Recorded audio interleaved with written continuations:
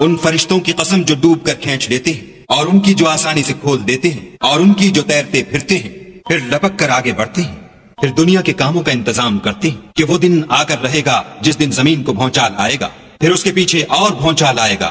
اس دن لوگوں کے دل خائف ہو رہے ہوں گے اور آنکھیں جھکی ہوئی۔ کافر کہتے ہیں کیا ہم الٹے پاؤں پھر لوٹیں گے؟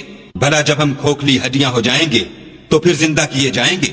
کہتے ہیں کہ یہ لوٹنا تو موجب زیاں ہے، وہ تو صرف ایک ڈانٹ ہوگی۔ اس وقت وہ سب میدان حشر میں آ جمع ہوں گے۔ بھلا تم کو موسیٰ کی حکایت پہنچی ہے جب ان کے پروردگار نے ان کو پاک میدان یعنی طوا میں پکارا اور حکم دیا کہ فرعون کے پاس جاؤ، وہ سرکش ہو رہا ہے، اور اس سے کہو کیا تو چاہتا ہے کہ پاک ہو جائے اور میں تجھے تیرے پروردگار کا رستہ بتاؤں تاکہ تجھے خوف پیدا ہو۔ غرض انہوں نے اس کو بڑی نشانی دکھائی مگر اس نے جھٹلایا اور نہ مانا۔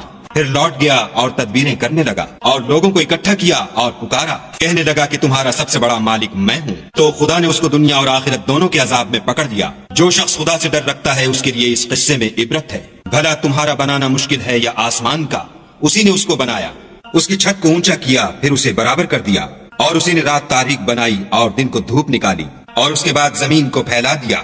اسی نے اس میں سے اس کا پانی نکالا اور چارہ اگایا، اور اس پر پہاڑوں کا بوجھ رکھ دیا۔ یہ سب کچھ تمہارے اور تمہارے چار پایوں کے فائدے کے لیے کیا۔ تو جب بڑی آفت آئے گی اس دن انسان اپنے کاموں کو یاد کرے گا اور دوزخ دیکھنے والے کے سامنے نکال کر رکھ دی جائے گی۔ تو جس نے سرکشی کی اور دنیا کی زندگی کو مقدم سمجھا اس کا ٹھکانہ دوزخ ہے، اور جو اپنے پروردگار کے سامنے کھڑے ہونے سے ڈرتا اور جی کو خواہشوں سے روکتا رہا اس کا ٹھکانہ بہشت ہے۔ اے پیغمبر صلی اللہ علیہ وآلہ وسلم، لوگ تم سے قیامت کے بارے میں پوچھتے ہیں کہ اس کا وقوع کب ہوگا، سو تم اس کے ذکر سے کس فکر میں ہو؟ اس کا منتہا یعنی واقع ہونے کا وقت تمہارے پروردگار ہی کو معلوم ہے۔ جو شخص اس سے ڈر رکھتا ہے تم تو اسی کو ڈر سنانے والے ہو۔ جب وہ اس کو دیکھیں گے تو ایسا خیال کریں گے کہ گویا دنیا میں صرف ایک شام یا صبح رہے تھے۔